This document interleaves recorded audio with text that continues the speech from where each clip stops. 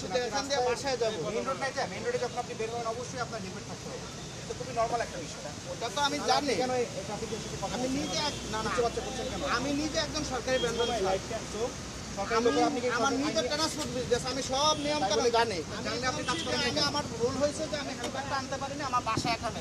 এই যে দেখেন আমার বাসা 3 নম্বর সেক্টর 14। ভেরি গুড, আপনি ভুল করেছেন, ভুল অনুযায়ী সাজা দিবেন। এখানে এত কথা কিসের আপনার?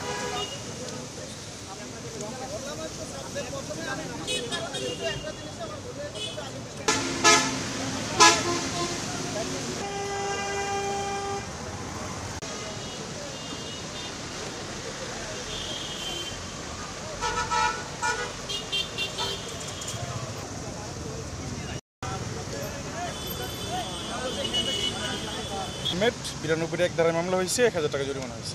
আপনি সরকারি অফিসার হিসেবে পরিচয় দিয়েছিলেন না, উনি বলছিল যে উনি আমাদের কি অপরাধ করেছিলেন? হেলমেট ছাড়া পাইছিলাম একজনকে। একজন যে গাড়ি চালাচ্ছিল তার হেলমেট ছিল, বাট যে সেকেন্ড সিটের ছিল তার হেলমেট ছিল না। সেই ক্ষেত্রে যে আইনগত ব্যবস্থা সেটা নেওয়া হয়েছে। কিন্তু উনি পুলিশ সদস্য ছিলেন। হ্যাঁ, এরকম পরিচয় দিচ্ছি।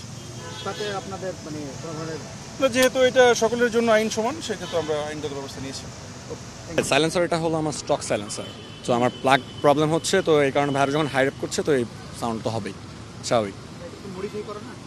হ্যাঁ, আমি নিচে আমার বাইকের ওয়ার্কশপ আছে, আপনি চাইলে চেক আপ করতে পারেন। ফায়ার বের হচ্ছিল, আমি তো আপনাকে বললাম ভাই আমার প্লাগ শর্ট হয়ে গেছে। আমি তো আপনাকে বলছি শর্ট হইলে তো কখনো ফায়ার বের হবে ভাই মিসল্যাগ করলে তো দেখিনি। আচ্ছা, সেটা ভাই অন্য এবং জিনিস। এত লাউডও হয় না কখনো। R15 না, হ্ঁ, R15 বিচ। R15 এর এক্সস্টটা এত লাউড আমি কখনো দেখিনি। আচ্ছা, বুঝতে পারছি ভাই। এটা হচ্ছে সড়ক পরিবহন আইনে 84 ধারা একটা পানিশেবল অফেন্স। সো ওই অ্যাকর্ডিংলি আর কি পানিশমেন্ট দেবে। অপরাধ হচ্ছে উনি লাউড এক্সস্ট পাইপ ব্যবহার করছেন এবং এর ফলে অনেক উচ্চতর শব্দ সৃষ্টি হয়, যা শব্দ দূষণের সৃষ্টি করে এবং এটা আশেপাশে একটা বিরূপ প্রতিক্রিয়া সৃষ্টি করে, জনমনে আতঙ্কও বলতে পারেন। এই জন্য সড়ক পরিবহন আইনে যে অপরাধের ধারা আছে সেই অনুযায়ী ওনাকে ডিউলি প্রসিকিউট করা হলো। 5000 টাকা প্রসিকিউশন করা হলো।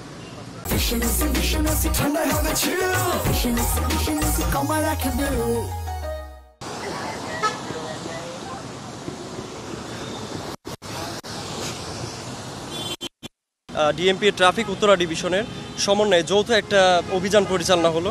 মেইনলি হচ্ছে ট্রাফিক এবং হচ্ছে রাস্তাঘাটে যে সকল যান চলাচল করেন যাত্রীদের হচ্ছে স্মুথ যাতায়াত এটা এনশিওর করার জন্য এবং রাস্তাঘাটে যেন সড়ক পরিবহনের শৃঙ্খলাটা বজায় থাকে এবং সবাই যেন সড়ক পরিবহনে আইন মেনে চলে, এটা এনশিওর করা আমাদের প্রধান কাজ ছিল।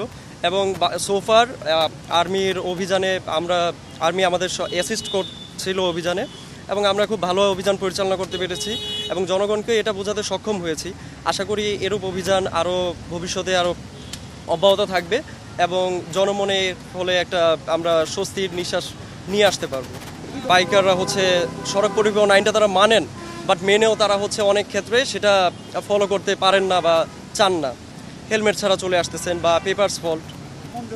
সেক্ষেত্রে হচ্ছে সড়ক পরিবহন আইনে ডিউলি জরিমানা করা হচ্ছে। যেমন বাইকের মডিফিকেশনের জন্য একটু আগে আপনারা দেখলেন সেকশন 84-এ ফাইন করা হলো, 5000 টাকা আসলো। তারপরে হচ্ছে অনেকে 3 জন করে প্যাসেঞ্জার নিয়ে বাইক দিয়ে যাচ্ছিলেন, which is very dangerous by the way.